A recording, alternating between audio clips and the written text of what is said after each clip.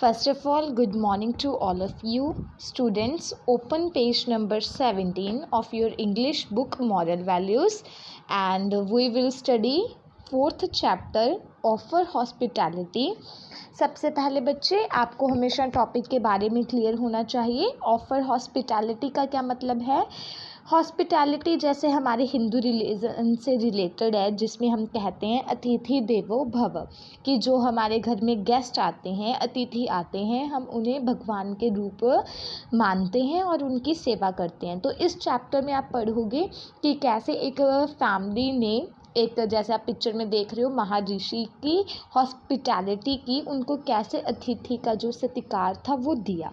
तो चलिए story start करते हैं. Once there lived a Brahmin in a village. He would eat only food that he could earn from his field with honesty. एक बार की बात है कि एक गांव में एक ब्राह्मण रहता था. वो उसके पास जो एक खेत था, उससे वो जितना कमाते थे, जितना उनको फसल आती थी, वो ईमानदारी से उसी को खाते थे. One day, a terrible drought in their village. Brahman and his family could not get a meal whole day. एक दिन क्या हुआ बच्चों कि उनके गांव में ना सूखा पड़ गया, बहुत भयानक वाला, और जो ब्राह्मण था और उसकी फैमिली को खाने को कुछ भी नहीं मिला. They all were starving.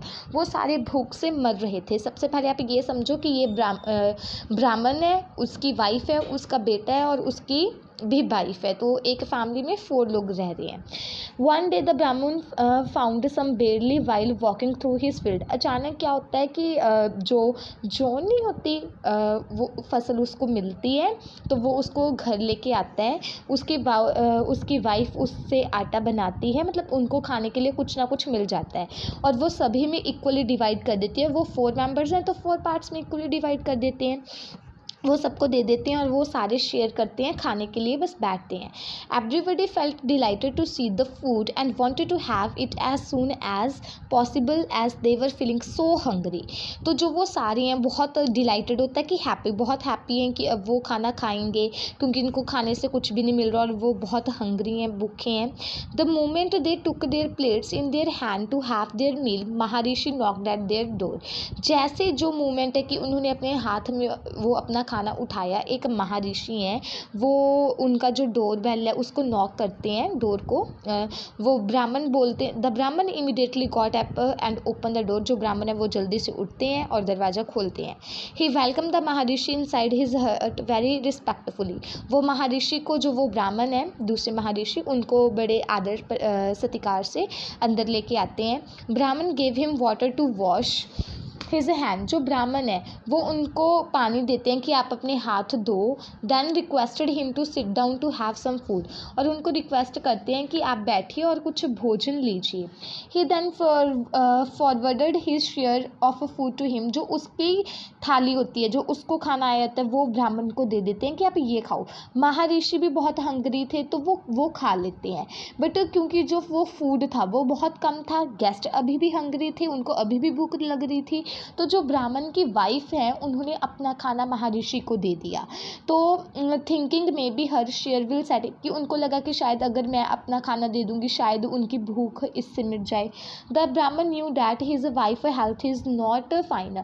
जो वो महर्षि, जो दूसरे ब्राह्मण थे जो उनके घर पे अतिथि बन के आए थे, उनको पता था कि जो उनकी वाइफ है, उसकी जो हेल्थ है, जो दूसरा ब्राह्मण था उसकी वाइफ की हेल्थ वो इतनी अच्छी नहीं है.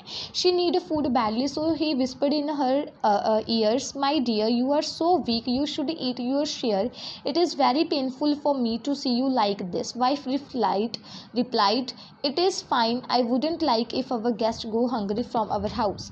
वो कहते कि मुझे मालूम है कि आपकी तबीयत अच्छी नहीं है, आप बहुत वीक हो, ये खाना आप ही खा लो. लेकिन उनकी वाइफ बोलती है कि अगर हमारे घर से जो हमारा अतिथि है वो भूखा जाएगा तो हमें बिल्कुल भी अच्छा नहीं लगेगा, आप ये खा लो.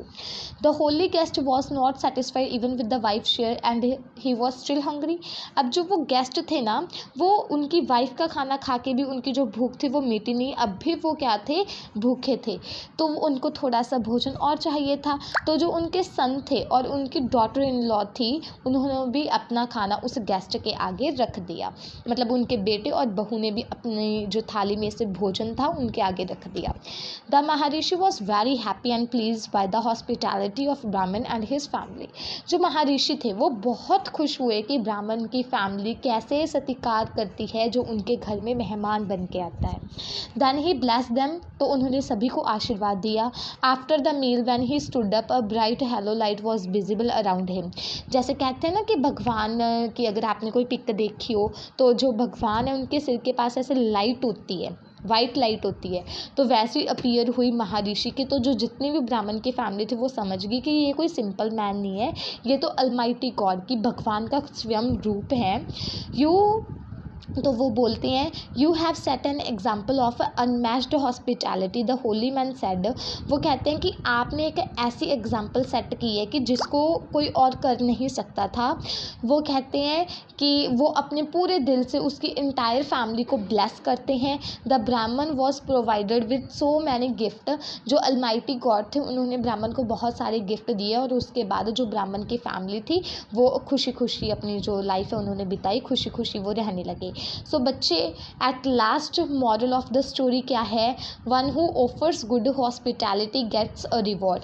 जब आपके घर में जब कोई भी आता है, जब आप उनका सत्कार मान सम्मान करते हो तो आपको भी रिवॉर्ड्स मिलते हैं। स्टोरी में से लर्न करने को क्या है बच्चे, we should always offer good hospitality to our guest and to all the visitor who came to our home.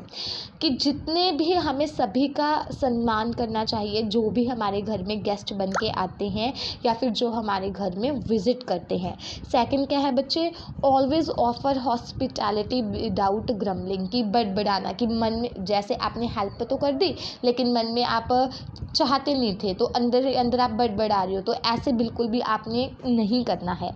Things क्या रिमेंबर रखनी है, love cover a multitude of since. जो एक प्यार है, स्नेह है, वो आपके सारे पापों को कवर कर लेता है। We should always follow the path of honesty. हमें हमेशा ईमानदारी के पाथ के ऊपर चलना चाहिए।